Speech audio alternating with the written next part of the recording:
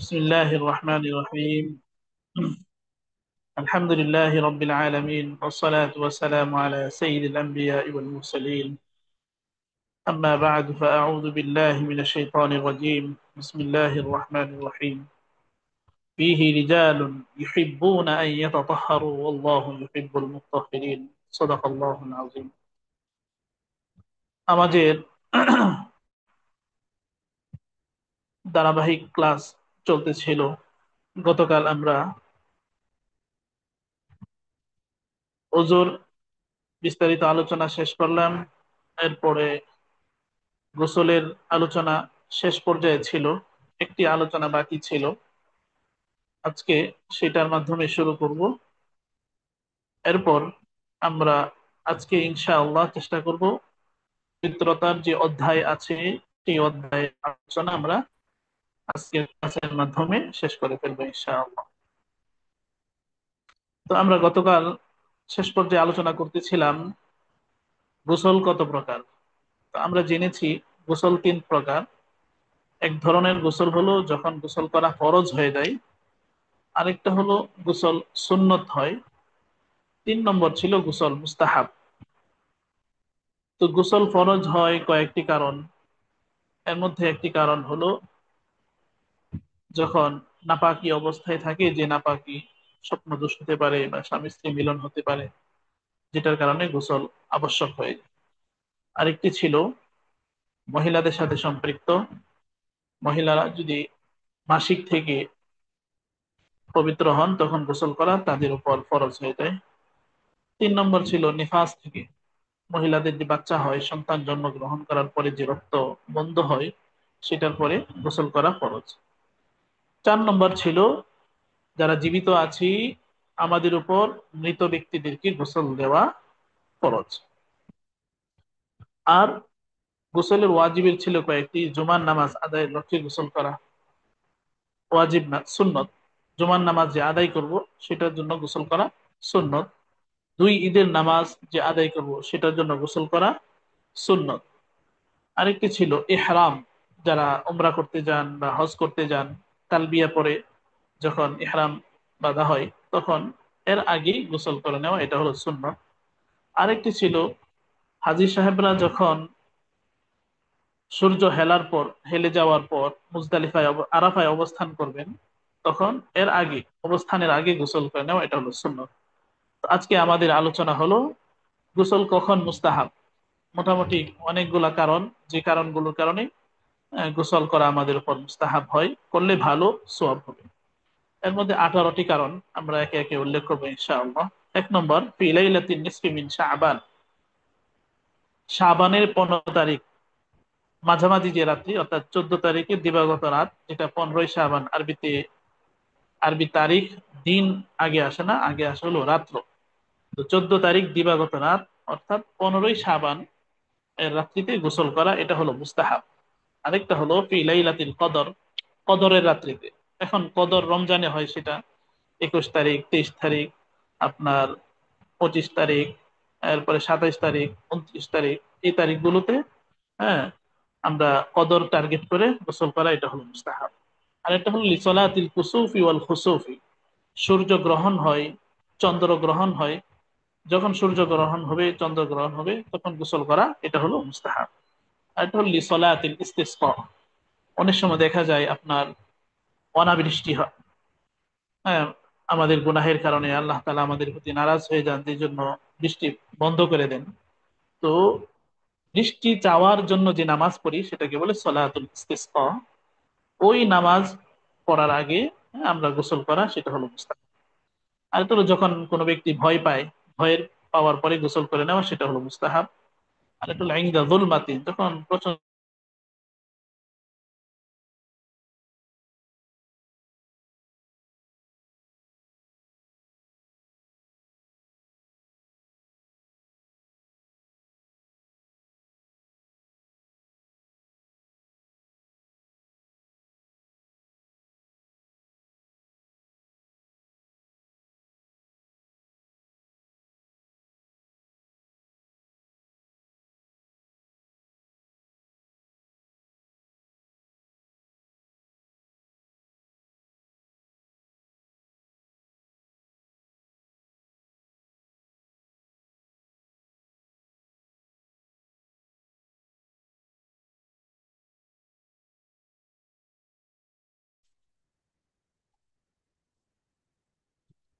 তো যিনি গুনাহ থেকে তওবা করবেন ও তওবা করার পরে গোসল করে নেওয়া সেটা হলো মুস্তাহাব। আর একটা হলো যখন কোনো ব্যক্তি কোনো জায়গায় সফর করে ভ্রমণ করে, তো ভ্রমণ থেকে আসার পরে সফর করে আসার পরে গোসল করা সেটা হলো মুস্তাহাব। 11 নম্বর হলো যিনি মদিনা মুনাওয়ারায় প্রবেশ করবেন এর আগে পবিত্রতার জন্য গোসল করে নেওয়া সেটা হলো মুস্তাহাব। আর একটা হলো মক্কা মুকাররমায় খানায় কাবা, সেখানে সম্মানিত জায়গা, এই জন্য আগে গোসল করে নেওয়া পবিত্র হওয়া সেটা হলো মুস্তাহাব। 13 নম্বর হলো যখন কোরবানির দিনে সকালবেলা প্রত্যুষে গোসল করে নেওয়া মুজদালিফায় অবস্থানের জন্য, তখন হাজিদের জন্য গোসল করে নেওয়া সেটা হলো মুস্তাহাব। অনুরূপ ভাবে তোয়াফে জিয়ারাহ নবীজি সাল্লাল্লাহু আলাইহি ওয়াসাল্লামের হ্যাঁ হিসাবে আপনার যখন আমরা তোয়াফ করব, তো তোয়াফ জিয়ারত যেটাকে বলে প্রথম, সেই তোয়াফটাকে তোয়াফ জিয়ারহ বলা হয়। প্রদক্ষিণ ঘোরা তবা খানায় কাবার চতুষ্পার্শ্বে তোয়াফে জিয়ারতের জন্য গোসল করা সেটা হলো মুস্তাহাব। কিন্তু আরেকটা তোয়াফ আছে, সেটার জন্য কিন্তু আপনার ওযুর সাথে পবিত্রতা সেটা অজীব হয়ে যায়, এটা পিছনে গিয়েছে। 15 নম্বর হলো আল্লাযী গাসালা মাইয়িত, যিনি কি করবেন মৃত ব্যক্তিকে গোসল করাবেন, ওনার জন্য গোসল করা মুস্তাহাব। হ্যাঁ, মৃত ব্যক্তিকে গোসল দেওয়া সেটা হলো জীবিত ব্যক্তির উপর ফরজ। হ্যাঁ, কিন্তু যিনি গোসল দেয়াবেন করাবেন ওনার উপর গোসল আগে গোসল করে নেওয়া। হ্যাঁ, লিল্লাযী গাসালা মাইয়িতান। হ্যাঁ, গোসল মৃত ব্যক্তিকে গোসল দেওয়ার পরে ওই মৃত ব্যক্তি গোসল যখন শেষ হয়ে যাবে তখন জীবিত ব্যক্তির উপর গোসল করা আগেও মুস্তাহাব। আর পরে যদি নাপাকি লেগে থাকে তাহলে তো এটা ওয়াজিবের পর্যায়ে চলে যায় বা ফরজের পর্যায়ে চলে যায়। আরেকটা হলো লিল্লাযী আফাকা মিন জুনুনিহি, যিনি পাগল থেকে সুস্থ হলেন। হুম, পাগলামি ভাব সেরে গেল, উনি ঠিকঠাক হয়ে গেলেন, সুস্থ হয়ে গেলেন পাগলামি থেকে, তখন গোসল করে নেওয়া সেটা হলো মুস্তাহাব। আর একটা হলো সিঙ্গা, যেটা নবীজির সুন্নত, সিঙ্গা লাগানো। এই সিঙ্গা যিনি লাগাবেন, হ্যাঁ, শরীর থেকে পচা রক্তগুলো সিঙ্গার মাধ্যমে বের করা, তো সিঙ্গা লাগানোর পরে গোসল করা সেটা হলো মুস্তাহাব। অনুরূপ ভাবে যিনি পবিত্র অবস্থায় মুসলমান হয়েছিলেন, মুসলমান হওয়ার পরে গোসল করা মুস্তাহাব। কিন্তু হ্যাঁ, যদি অপবিত্র অবস্থায় ইসলাম ধর্ম গ্রহণ করে তখন কিন্তু আবার গোসল করা ওয়াজিব হয়ে যায়। তবে যদি আপনার পবিত্র অবস্থায় ইসলাম ধর্ম গ্রহণ করে থাকে তাহলে ওনার জন্য গোসল করা মুস্তাহাব। এই যে কয়েকটা কারণ, সেই কারণগুলোর কারণে আপনার আমাদের উপর গোসল করা মুস্তাহাব হয়ে যায়, করলে ভালো সওয়াব। তো গোসল 3 প্রকার আমরা জানতে পারলাম: ফরজ গোসল, সুন্নত গোসল, মুস্তাহাব গোসল। এর মাধ্যমে আমাদের গোসলের যে অধ্যায় সেটা শেষ হলো। এখন আমরা শুরু করতে যাচ্ছি তায়াম্মুমের আলোচনা। আমি প্রথমে বলেছিলাম যে পবিত্র হওয়ার 3টা পদ্ধতি, একটা হলো অজু, আর একটা হলো গোসল, আর একটা হলো তায়াম্মুম। অজু গোসল এই দুইটার আলোচনা মোটামুটি আলহামদুলিল্লাহ আমরা শেষ করেছি। আজকের আলোচনা শুরু হচ্ছে তায়াম্মুমের আলোচনা। তো তায়াম্মুম সম্পর্কে আল্লাহ তাআলা বলেন, ওয়া ইন কুনতুম মারদা আও আলা সাফার, যদি তোমরা অসুস্থ থাকো অথবা সফরে থাকো, আও জা আহাদুম মিনকুম মিনাল গায়ব, অথবা তোমাদের কেউ টয়লেট থেকে আসেন, হ্যাঁ, আউলা মাসতুমুন নিসা, অথবা তোমাদের কেউ যদি মহিলাদের সাথে মিলন করে সহবাস করে, এই কয়েকটা কাজের পরে যদি ফালাম তাজিদু মাআন, তোমরা যদি পানি না পাও, ফাতায়াম্মামু সাঈদান তাইয়্যিবা, তোমরা পবিত্র মাটি দিয়ে তোমরা কি করো, তায়াম্মুম করো। এটা আল্লাহ তাআলা দিয়েছেন হুকুম। যেরকম ওযু আল্লাহ তাআলা দিয়েছেন, গোসল বিধান আল্লাহ তাআলা দিয়েছেন, তায়াম্মুমের বিধানও আল্লাহ তাআলাই দিয়েছেন। এখন তায়াম্মুমের আয়াতে আল্লাহ তাআলা বলেন, ফামসাহু বিউজুহিকুম, তোমরা তোমাদের চেহারাকে মাসাহ করো, ওয়া আইদিকুম, এবং তোমাদের যে হাত আছে সেটাকেও মাসাহ করো। ইন্নাল্লাহা কানা আফুওয়ান গফুরা, নিশ্চয়ই আল্লাহ তাআলা ক্ষমাশীল, আল্লাহ তাআলা মার্জনাকারী। নবীজি সাল্লাল্লাহু আলাইহি ওয়াসাল্লাম বলেন, ফুদ্দিলনা আলান নাসি বিসালাসিন, আমাদেরকে অন্যান্য উম্মতের থেকে, অন্যান্য মানুষ থেকে আমাকে 3টা জিনিসের মাধ্যমে বিশেষিত করা হয়েছে। 1 নম্বর হলো জুইলাত সুফুফুনা কাসুফুফিল মালায়েকা, আমাদের যে কাতার, মুসলমানদের যে কাতার, মুহাম্মদ সাল্লাল্লাহু আলাইহি ওয়াসাল্লামের উম্মতের যে কাতার সারিবদ্ধ, সেটা হলো ফেরেশতাদের কাতারের মতো, সারিবদ্ধতার মতো। ওয়া জুইলাত লানাল আরদু কুল্লুহা মাসজিদা, এই উম্মতের আরেকটা বৈশিষ্ট্য হলো, একটা বৈশিষ্ট্য তো বললাম যে মুসলমানদের এই উম্মতের কাতার ফেরেশতাদের কাতারের মতো, ফেরেশতারা যেরকম সম্মানিত এই উম্মতের সম্মান এরকম। 2 নম্বর হলো পুরা পৃথিবী যে কোনো জায়গায়, নবীজি সাল্লাল্লাহু আলাইহি ওয়াসাল্লাম বলেন, আল্লাহ তাআলা আমাকে জায়গা নামাজের জন্য আল্লাহ তাআলা উন্মুক্ত করে দিয়েছেন। যে কোনো জায়গায় নামাজ পড়া যাবে, পবিত্র হলেই হলো। কিন্তু আগেকার উম্মতের ছিল নির্দিষ্ট কিছু জায়গা, এখানেই গিয়ে নামাজ পড়তে হবে, এছাড়া কোথাও নামাজ পড়া যাবে না। কিন্তু আমাদের জন্য এটা না, মসজিদেও নামাজ পড়া যায়, বাড়িতেও নামাজ পড়া যায়, বাজারেও নামাজ পড়া যায়, যে কোনো জায়গায় কি করা যায়, নামাজ পড়া যায়। এটা এই উম্মতের আরেকটা বৈশিষ্ট্য। এরপরে 3 নম্বর বলেন ওয়াজুইলাত তুরাবাতুহা লানা তাহুরা। নবী সাল্লাল্লাহু আলাইহি ওয়াসাল্লাম বলেন, এই যে পৃথিবীর যে মাটি, সেটাকে পবিত্রতার জন্য আল্লাহ তাআলা আমাদেরকে করে দিয়েছেন। আমরা এই মাটি দ্বারা কি করতে পারবো, পবিত্রতা হাসিল করতে পারবো। শর্ত হলো ইদা লাম নাজিদিল মা, যখন আমরা পানি না পাবো। তো এই 3টা বৈশিষ্ট্যের এক লাস্টটা হলো, যখন আমরা পানি না পাবো তখন আমরা কি করতে পারবো, মাটি দিয়ে পবিত্রতা অর্জন করতে পারবো। এটাই হলো মহল ইস্তিশহাদ, লক্ষণীয় বিষয় এই হাদিস। তো শরীয়তে তায়াম্মুমকে কেন শরীয়ত সম্মত করা হলো? ওযু ছিল, গোসলও ছিল, এখন তায়াম্মুমের কেন? তা আমরা এটা জানতে পারবো এখন আলোচনার মাধ্যমে, যে কেন তায়াম্মুমকে শরীয়ত সম্মত করা হলো। শুরিআত তায়াম্মুমু লিআন্নাল ইনসান ক্বাদ ইয়াজিজু আন ইস্তিমালিল মাই। শরীয়তে তায়াম্মুমকে শরীয়ত সম্মত করা হয়েছে, বৈধ করা হয়েছে এই কারণে, কারণ কোনো কোনো সময় মানুষ পানি ব্যবহার করতে অক্ষম হয়, সক্ষমতা রাখে না। হ্যাঁ, তার জন্য পানি ব্যবহার করা সম্ভব হয় না। এখন সম্ভব হয় না কেন? লিকাউনিল মাই মাফকুদান, হতে পারে পানি নাই, অথবা পানি আছে কিন্তু আউলি সাবাবি মারাদিন আসাবাহু, পানি আছে ঠিক কিন্তু সে অসুস্থ, অসুস্থতার কারণে কি করতে পারে না, পানি ব্যবহার করতে পারে না, এই কারণে অক্ষম হয়। তাহলে ওই অজুর পরিবর্তে ফায়াতায়াম্মামু ইওয়াদান আনিল উযু, অজুর পরিবর্তে উনি কি করবে, তায়াম্মুম করবে, আউল গুসলি, অথবা গোসলের পরিবর্তে, যেহেতু পানি ব্যবহার করতে সক্ষম না, তো অজুও করতে পারবেন না, গোসলও করতে পারছেন না, তো শরীয়ত সম্মত করা হয়েছে তায়াম্মুম। কেন? লিআল্লা ইয়াহরুমা আদা আল ইবাদাত। এখন যদি বলা হতো না গোসলে করতে হবে, ওযুই করতে হবে, তো অসুস্থ ব্যক্তি তো করতে পারবেন না, যদি করতে না পারেন তাহলে ইবাদত কিভাবে হবে? যেন ইবাদত ছুটে না যায়, ইবাদত থেকে বঞ্চিত না হয়ে যায়। কোন ইবাদত? যে ইবাদতটা হলো সবচেয়ে সম্মানী ইবাদত, যেমন সবচেয়ে বড় ইবাদত নামাজ।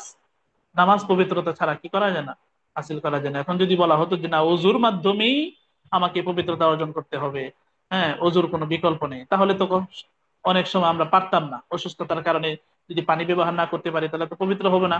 আর পবিত্র যদি না হতে পারি তাহলে তো নামাজও পড়া যাবে না, সবচেয়ে বড় ইবাদত যেটা। এই কারণে আমাদেরকে শরীয়ত, হ্যাঁ, সুযোগ করে দিয়েছেন, যদি পানি ব্যবহারে সক্ষম না হয়, হতে পারে পানি না থাকার কারণে, অথবা পানি আছে ঠিক কিন্তু অসুস্থতার কারণে সক্ষম না। এখন আমাকে জানতে হবে তায়াম্মুমের অর্থ কি, শাব্দিক অর্থ। আর তায়াম্মুম ফিল লুগাতি আল কসদু, তায়াম্মুমের শাব্দিক অর্থ হলো ইচ্ছা করা। কিসের ইচ্ছা করব? পবিত্রতার ইচ্ছা করব, নামাজ পড়ার ইচ্ছা করব, আমার শরীর পাক হবে, আমি নামাজ পড়বো, এই ইচ্ছা করা। আর শরীয়তে অফিসারই হুয়া তহারাতুন তুরাবিয়াতুন, এমন একটা পবিত্র যে পবিত্রটা হাসিল করা হয় মাটি জাতীয় জিনিসের মাধ্যমে। এখন মাটি জাতীয় জিনিসের মাধ্যমে কিভাবে? তাশতামিলু আলা মাসফিল ওয়াজহি ওয়াল ইয়াদাইন, মাটি জাতীয় জিনিসের মাধ্যমে পবিত্রতা অর্জন করব কিভাবে, সেটা অন্তর্ভুক্ত হলো চেহারা মাসাহ করা, এরপর হলো ওয়াল ইয়াদাইনি, এবং হাত মাসাহ করা। কোন পর্যন্ত? মাল মিরফাকাইনি, হ্যাঁ, কোন সহ। কি মাটি দিয়ে? বিসাঈদিন তাইয়িবিন, পবিত্র মাটি দিয়ে। আমি যেহেতু অপবিত্র, আবার যদি অপবিত্র মাটি দিয়ে আমি তায়াম্মুম করি তাহলে হবে না, অপবিত্রতাকে দূর করতে হবে পবিত্র মাটি দিয়ে তায়াম্মুম করে। এখন আমাকে জানতে হবে তায়াম্মুমের কি কি শর্ত। তায়াম্মুম আমি যে করব, আমার কি প্রথম ধাপে আমি তায়াম্মুম করে ফেলবো, নাকি কোনো শর্ত আছে? হ্যাঁ, শর্ত আছে। অজু করার সক্ষমতা থাকলে তখন অজু করতে হবে, গোসল করার সক্ষমতা থাকলে তখন গোসল করতে হবে। তায়াম্মুমের কিছু শর্ত আছে সহিহ হওয়ার জন্য, শুদ্ধ হওয়ার জন্য। তো 1 নম্বর শর্ত হলো, হ্যাঁ, আর নিয়ত, নিয়ত করতে হবে। অজুতে কিন্তু নিয়ত লাগে না, অজুতে নিয়ত ফরজ না, কিন্তু তায়াম্মুম শুদ্ধ হওয়ার জন্য শর্ত হলো নিয়ত। ফালা ইয়াসিহু তায়াম্মুম বিদুনি নিয়তি, নিয়ত ছাড়া তায়াম্মুম কি হবে না, শুদ্ধ হবে না, সহিহ হবে না। এখন নিয়তের ক্ষেত্রে কয়েকটা জিনিস আমাকে অন্তর্ভুক্ত করতে হবে। হ্যাঁ, 1 নম্বর হলো আইয়ান বিয়া তাহারাতা মিনাল হাদাসি, নিয়ত যে করব, নিয়ত করব যে আমি হদস থেকে, নাপাকি থেকে পবিত্র হওয়ার নিয়ত করছি, এটা একটা। ওয়ালা ইয়ালজামু তা'য়িনুল হাদাস ফিন নিয়াতি, কিন্তু কোন নাপাকি থেকে আমি, হ্যাঁ, পবিত্রতা অর্জন করার জন্য নিয়ত করছি সেটা নির্দিষ্ট করতে হবে না, শুধু বললেই হবে আমি নাপাকি থেকে পবিত্রতা অর্জনের জন্য তায়াম্মুম করছি। কিন্তু ওই নাপাকি থেকে অমুক নাপাকি থেকে এটা কিনা জরুরি না, এটা নির্দিষ্ট করা যায়। তাহলে নিয়তের এক নম্বর শর্ত হলো নিয়ত।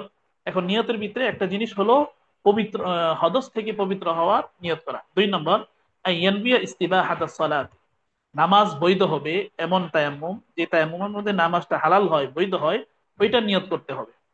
কিছু তায়াম্মুম আছে শুধু কোরআন শরীফ পড়ার জন্য, কিছু তায়াম্মুম আছে মসজিদে প্রবেশ করার জন্য, ওইটার মাধ্যমে কি হবে না, নামাজ হবে না। তো নামাজ বৈধ হওয়া, এই নিয়ত করতে হবে আমাকে, যে তায়াম্মুমের মাধ্যমে নামাজ বৈধ হয়। তাহলে নিয়তের ভিতরে একটা হলো হদস থেকে পবিত্র হওয়ার নিয়ত করা, দুই নম্বর হলো নামাজ বৈধ হওয়া সেটা নিয়ত করা, তিন নম্বর আইয়ান বিয়া ইবাদাতান মাকসুদাতান, যেটা সরাসরি ইবাদত, এমন ইবাদতের নিয়ত করতে হবে। কিছু ইবাদত হয় বায়া, যেমন মনে করেন নামাজটা হলো মেন ইবাদত, নামাজ নামাজ পড়তে গেলে আমাকে ওযুর প্রয়োজন। তো ওযুটা সরাসরি শরীয়ত করে নাই, আবশ্যক করে নাই, নামাজের শর্ত হিসাবে ওযুটা করা হয়েছে। তো নামাজ হলো সরাসরি ইবাদত, আর ওযুটা হলো ভায়া। তো এই জন্য ইবাদতে মাকসুদা, যেটা সরাসরি ইবাদত, এমন ইবাদত করার লক্ষ্যে আমাকে তায়াম্মুম করতে হবে। তো নিয়তের ভিতরে তিনটা জিনিস খেয়াল রাখতে হবে: পবিত্রতা, হাদস থেকে পবিত্র হওয়ার নিয়ত করা, এরপরে দুই নম্বর বললাম যে আপনার নামাজ বৈধ হওয়া সেটা নিয়ত করা, তিন নম্বর বললাম যে আপনার যে ইবাদতটা হলো ইবাদতে মাকসুদা, সরাসরি ইবাদত, সেটার কি করা, নিয়ত করা। এখন কিছু ছোট ছোট মাসালা। কেউ যদি তায়াম্মুম করে, লাউ তায়াম্মামা বিনিয়াতি মাসহিল মুসহাফি লা তাসিহু সালাতুহু বিহাদা তায়াম্মুম, কেউ যদি শুধু নিয়ত করলো যে আমি তায়াম্মুম করছি শুধু কোরআনকে স্পর্শ করার জন্য, তাহলে এই তায়াম্মুম দ্বারা তার নামাজ পড়া কি হবে না, সহিহ হবে না। কারণ কোরআন শরীফ স্পর্শ করা এটা সরাসরি কি না, ইবাদতে মাকসুদা না। এই জন্য ইবাদতে মাকসুদার জন্য যদি আমি তায়াম্মুম করি, ওইটা দিয়ে আমি কোরআন শরীফ স্পর্শ করতে পারবো। কিন্তু যদি শুধু কোরআন শরীফ স্পর্শ করার জন্য আমি তায়াম্মুম করি, এটা দিয়ে আমার কি হবে না, নামাজ সহিহ হবে না।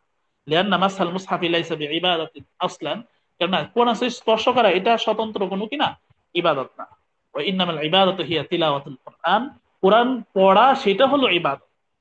অনুরূপ ভাবে লাউ তায়াম্মামা বিনিয়াতিল আযানি আওয়াল ইকামাতি ফালা তাসিহু সালাতু বিহাদা তায়াম্মুম, কেউ ইকামত দেওয়ার জন্য অথবা আজান দেওয়ার জন্য তায়াম্মুম করলো, তো ওইটা দিয়ে আপনার কি করা যাবে না, নামাজ পড়া যাবে না। কারণ আজান তো আপনার অপবিত্র অবস্থায়ও দেওয়া যায়, ইকামতও দেওয়া যায়, কিন্তু মাকরুহ। এই জন্য যে ইবাদতটা সরাসরি ইবাদতের মাকসুদা, সেটার জন্য আমাকে কি করতে হবে, ইবাদত তায়াম্মুম করতে হবে।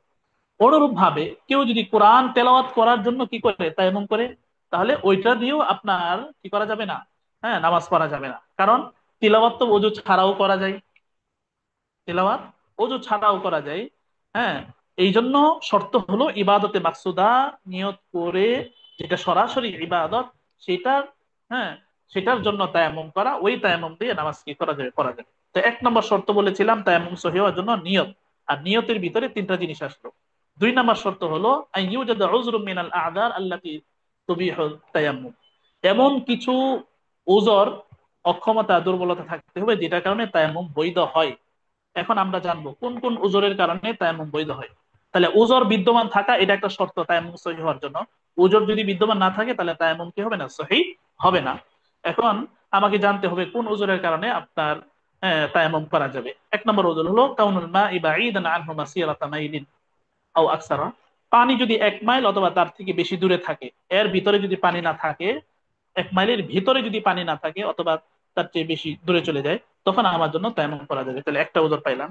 দুই নম্বর ইয়াগলিবু আলা যান্নিহি আন্নাহু আখবারাহু তাবিবুন মুসলিমুন হাদিসুন আন্নাহু লাউ ইস্তা'মালা আল-মা হাদাথা লাহু মারাদুন, মুসলমান অভিজ্ঞ একজন ডাক্তার, দিনদার ডাক্তার বলতে হবে যে আপনার পানি ব্যবহার করলে আপনার অসুস্থতা বেড়ে যেতে পারে, অথবা আপনার সুস্থ হইতে দেরি লাগবে, অথবা আপনার জটিল কোনো সমস্যা হতে পারে।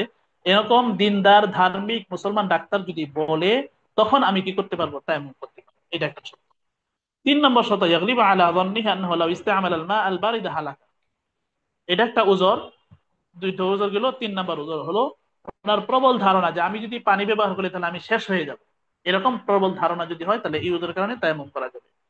চার নম্বর ইয়াখাফুল আতশা আলা নাফসিহি ওয়া আলা গায়রিহি ইযা কানা আল-মাউ কালিলান, পানি আছে অল্প পরিমাণ, যতটুকু পানি হইলে, হ্যাঁ, এত অল্প, যদি উযু করে ফেলে তাহলে তিনি আর খাইতে পারবেন না, আর পানি নাই, পিপাসায় তিনি শেষ পেয়ে যাবেন। তখন এমন অবস্থায় তায়াম্মুম করে ফেলবে আর পানিটা খাবারের জন্য পান করার জন্য রেখে দিবে। 5 নম্বর, লা তুজাদু আলাতুন ইখরাজু বিহাল মা।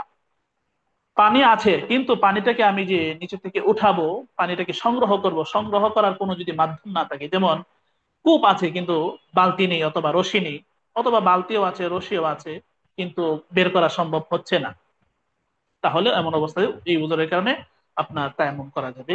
4 নম্বর, ইয়াখাফু মিন আদুমিন হাইনিন বাইনাহু ওয়া বাইনাল মা।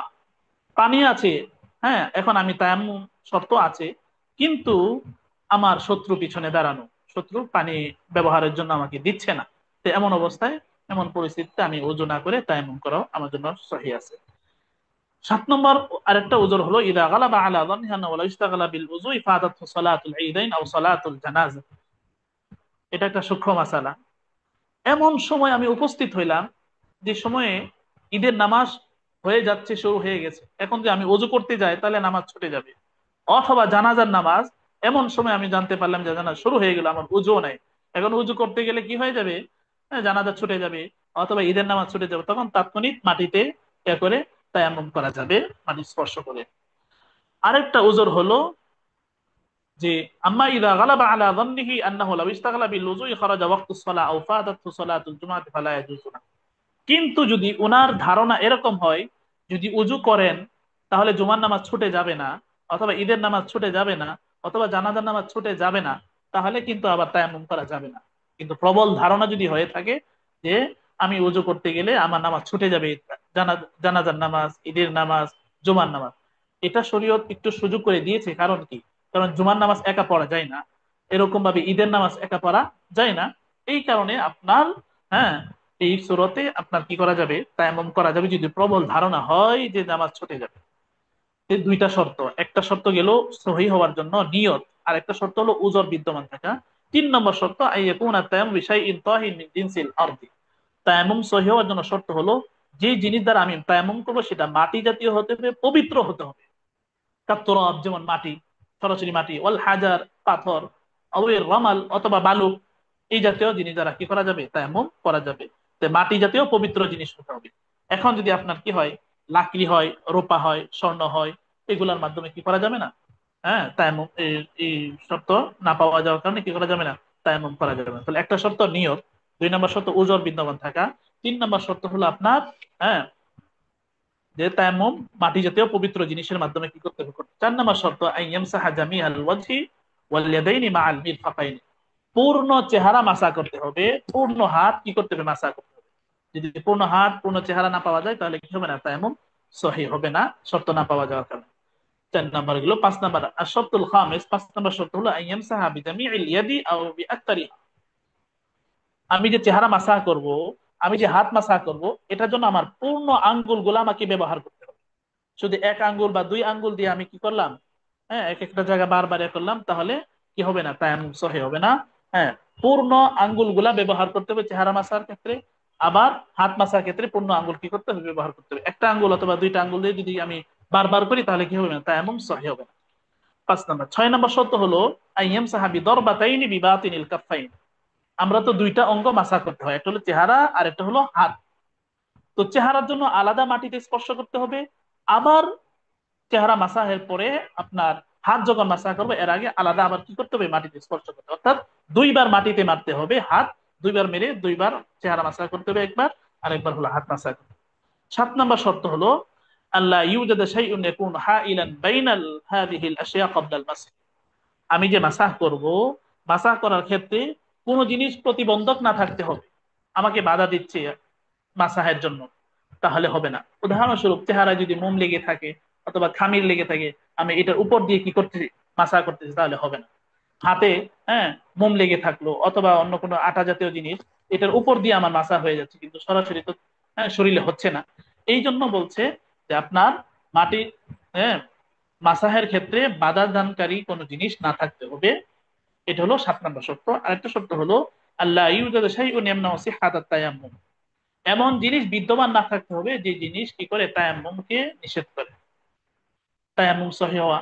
যেরকম কোন মহিলার যদি হায়াত চলছে, এমন অবস্থায় আমি তায়াম্মুম করছি না, তাহলে তায়াম্মুম কি হবে না, উনি তো এখন না পাকিয়ে আছেন, ওনার নির্ধারিত সময় যাওয়ার পরে কি করতে হবে।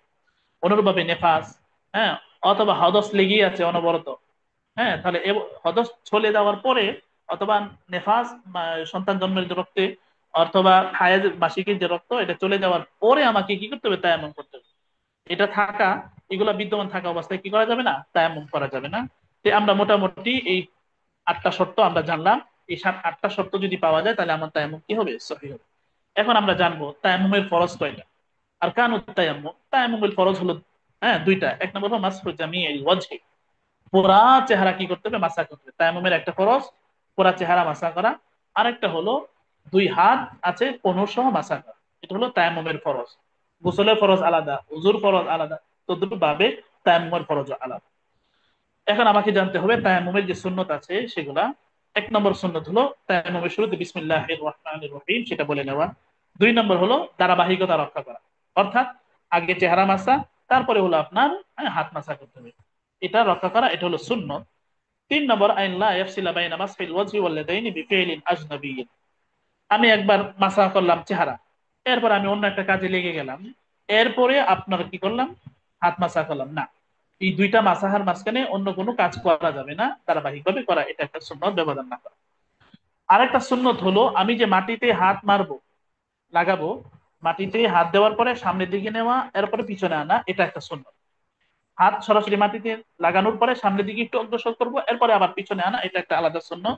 হ্যাঁ, 5 নম্বর সুন্নত হলো ইয়ানফুযাল ইয়াদাইনি বা'দা রাফইহিমা মিনাত তুরাব, আমি যখন ঘষাঘষি মাটিতে হাত লাগানোর পরে সামনে পিছনে নেওয়ার পরে হাত উপরে উঠাবো, উপরে ওঠার পরে এরকম একটা ঝাড়া দিব, যাতে করে বেশি পরিমাণ যে মাটিগুলো লেগেছিল সেটা যেন সরে যায়, হালকা যেন হাতে লেগে যায়।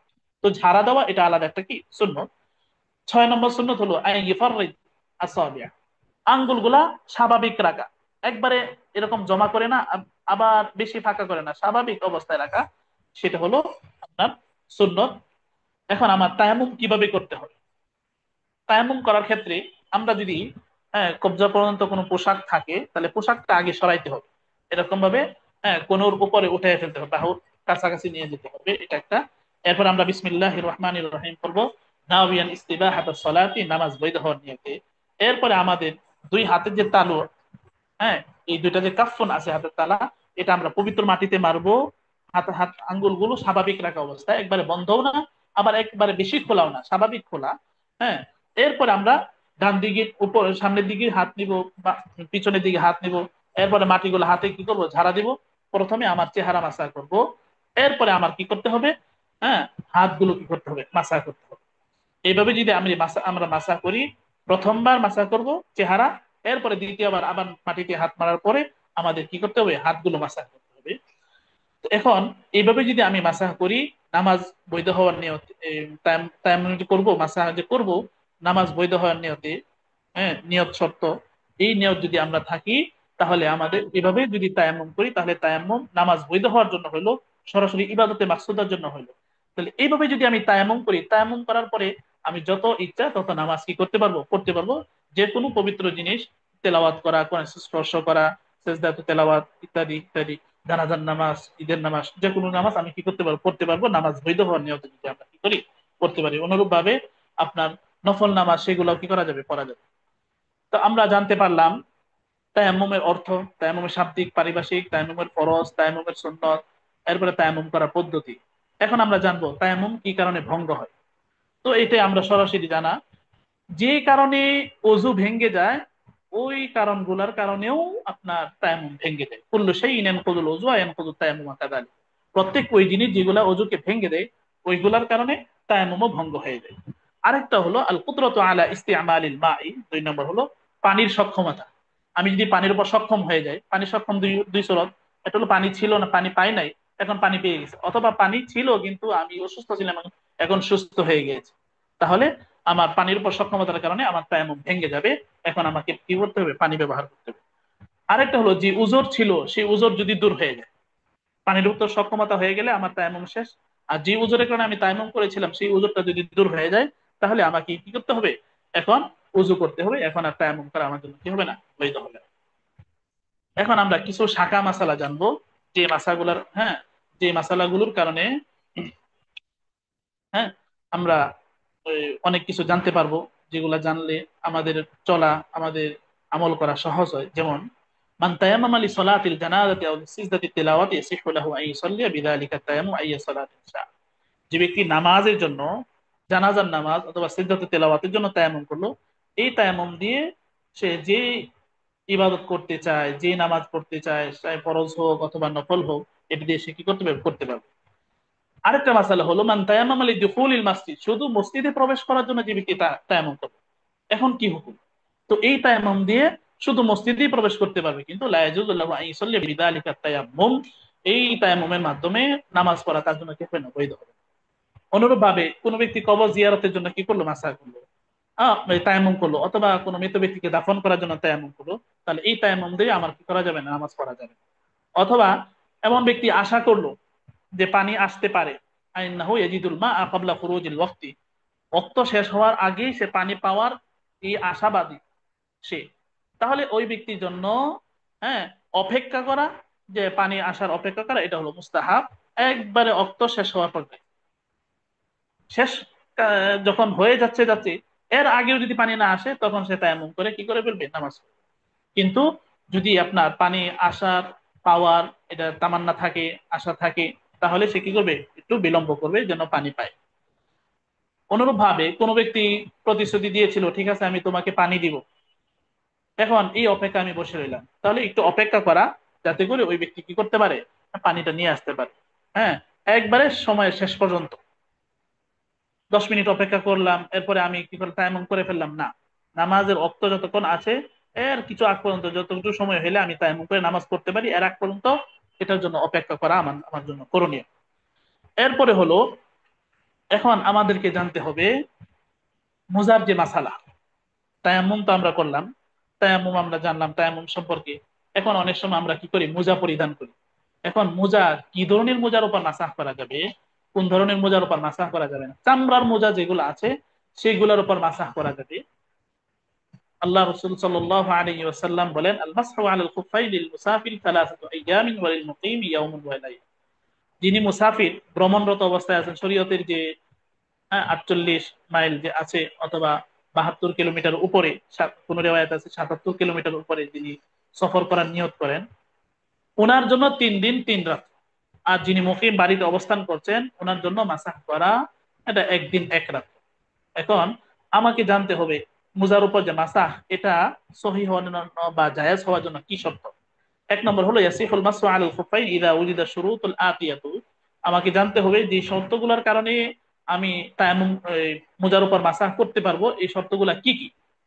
আই ইয়াকুনা ক্বাদ লাবসাল খুফসাইন আলা তাহারাত, চামড়ার মোজা যেটার উপর মাসাহ চলবে, এই মোজাটা পরিধান করতে হবে পবিত্রতার উপর। আমি গোসল করলাম বা অজু করলাম, অজু করার পরে আমি পবিত্র অবস্থায় মোজা পরিধান করেছিলাম, এর ঘন্টা দুয়েক পরে আপনার অজু চটে গেল, অথবা আমি প্রস্রাব করলাম, পায়খানা করলাম, তখন আমি ওই মোজার উপর কি করতে পারবো, মাসাহ করতে পারবো। কিন্তু উদাহরণস্বরূপ আমি এখন প্রস্রাব করলাম, প্রস্রাব করার পরে আমি কি করলাম, মোজা পরিধান করে ফেললাম, এরপরে আমি চাচ্ছি যে মাসা খান, তাহলে আমার উপর কি হবে না, মাসা সহি হবে না।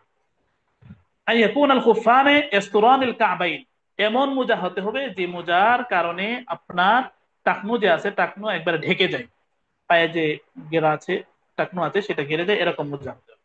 আই ইয়াকুনা কুল্লু মিনাল খুফাইনি খালিয়া মিন খারকি কদরি সালাসি আসাবিআ মিন কাদামিন আসফাল, মোজাগুলো এরকম হতে হবে যেন পুরা পা ঢেকে থাকে, আবার মোজাগুলো যেন ফাটা না থাকে। আর ফাটার পরিমাণ কতটুকু, ছিদ্র, হ্যাঁ, ছেঁড়া কতটুকু পরিমাণ, পায়ের যে ছোট আঙ্গুল আছে, পায়ের ছোট আঙ্গুল যে আঙ্গুল আছে, 3 আঙ্গুলের চেয়ে কম থাকতে হবে। ছোট আঙ্গুল 3 আঙ্গুলের চেয়ে যদি বেশি ফাটা থাকে, তাহলে কি হবে না, এই এরকম মোজা দিয়ে আমি মাসা করতে পারবো না। আরেকটা হলো আই ইস্তামসিকা আলা রিজলাইনি বিদুনি শাদ, এমন মোজা পরিধান করতে হবে কষ্ট ছাড়াই, হ্যাঁ, বাধা ছাড়াই এই মোজা দিয়ে চলাফেরা করা যায়। হ্যাঁ, নতুন করে কি করতে হয় না, বাঁধতে হয় না, ইয়ে করতে হয় না, তাহলে এরকম মোজা হইতে হবে। আরেকটা শর্ত হলো আইয়ামনা আউসুল আল মা ইলাল কাদামাইন, এমন মোজা পরিধান করতে হবে, চলে আসছে আরেকটা শর্ত, যে মোজার কারণে পায়ে পানি লাগে না, পৌঁছতে পারে না। এখন চামড়ার মোজা পরিধান করলে স্বাভাবিকভাবে ভিতরে পানি ঢোকে না, কিন্তু কাপড়ের মোজা যদি পরি, কাপড় ভিজে পায়ে চলে যাবে, তাহলে কাপড়ের মোজার উপর কি হবে না, মাসা মাসা সহি হবে না। আই ইউমকিনা তাতাবুল মাশি ফিহিমা, এমন মোজা শক্তিশালী হইতে হবে যে শুধু মোজা দিয়েও কিছুক্ষণ হাঁটা যায়, এরকম এরকম হইতে হবে। এখন মোজা মাসার ফরজ কতটুকু, সুন্নত কতটুকু, সেটা আমাকে জানতে হবে। মিকদারুল ফাদলি আলাল ফিল মাসহি কদরু সালাসি আসাবিআ মিন আসগারি আসাবিল ইয়াদ আলা যাহিরি মুকাদ্দিমি কুল্লি রিজলি। মোজা মাসার ফরজের পরিমাণ হলো 3 আঙ্গুল পরিমাণ।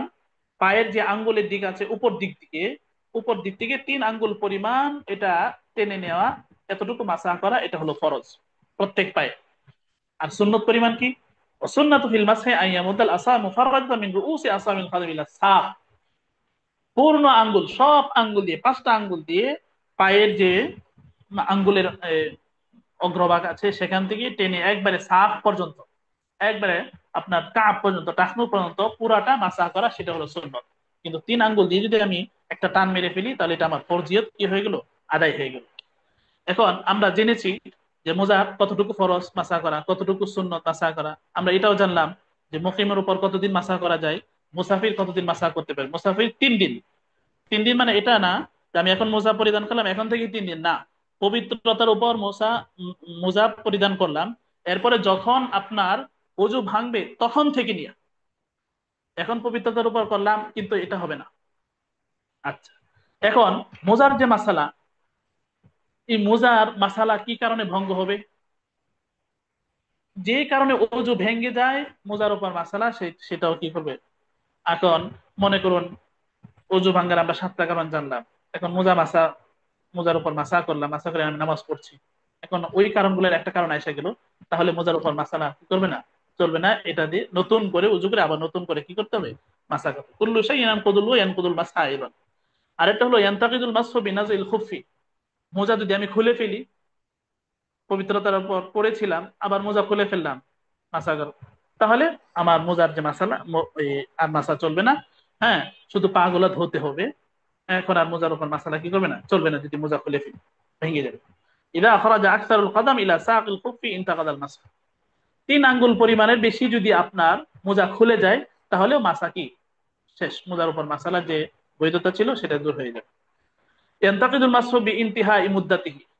সময়, মুসাফিরের জন্য যে 3 দিন 3 রাত্র, আর মুকিমের জন্য একদিন এক রাত্র, এই মুদ্দত, এই সময় যখন শেষ হয়ে যাবে, তখন মোজার উপর মাসালা ওটু কি হয়ে যাবে, শেষ হয়ে যাবে। আর এটা হলো ইয়ানতাকিদুল মাসহু ইদা ওয়াসালা আল মাউ ইলা আকতার ইহদাল কাদামাইনি ফিল খুফফি।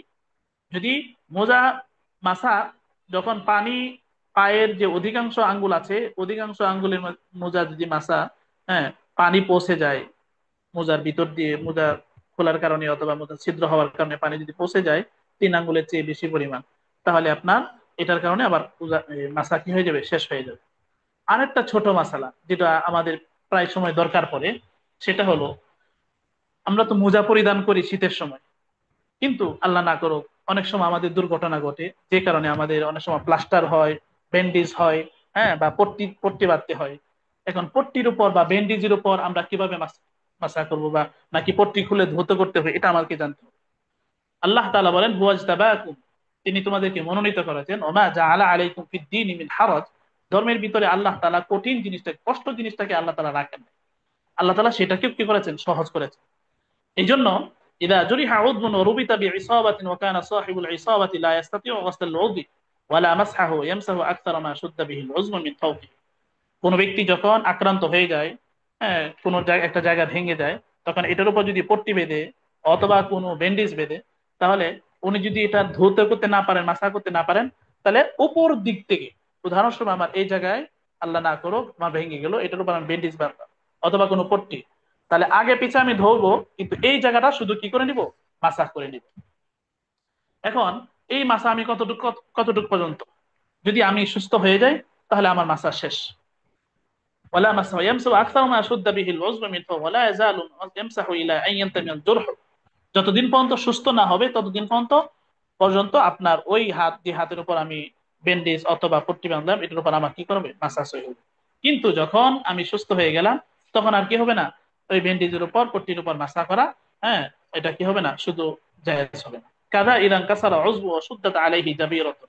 পট্টির মাসালাও একই, ব্যান্ডেজের মাসালা যেরকম পট্টির মাসালাও একই। তাহলে ইয়াজুজু আন ইয়ামসাহ আলা জাবিরাতি ইহদার রিজলাইনি ওয়া ইয়াগসিলু রিজলাল উখরা। উদাহরণস্বরূপ আমার একটা পা আক্রান্ত, আরেকটা পা ভালো, তাহলে আমি এক পা কি করলাম, মাসা করলাম, আরেক পা ধৌত করলাম, তাহলে এভাবে আমার জন্য কি হবে, জায়েজ হবে। তাহলে আমরা ব্যান্ডেজের মাসালা জানলাম, পট্টি এটার মাসালাও জানলাম। যদি না ধুইতে পারি তাহলে শুধু মাসাজ করে নিলে হবে, ধোয়া ধোয়া কিনা জরুরি না। মোজার মাসালা জানলাম, তায়াম্মুমের মাসালা জানলাম, ওযুর মাসালা জানলাম, গোসলের মাসালা জানলাম। এখন জানার পরে আমাদেরকে আমল করতে হবে। আল্লাহ তাআলা আমাদের সকলকে সহিটা আমল করার তৌফিক দান করুন। আমিন। ওয়া আখিরু দাওয়ানা আলহামদুলিল্লাহি রাব্বিল আলামিন।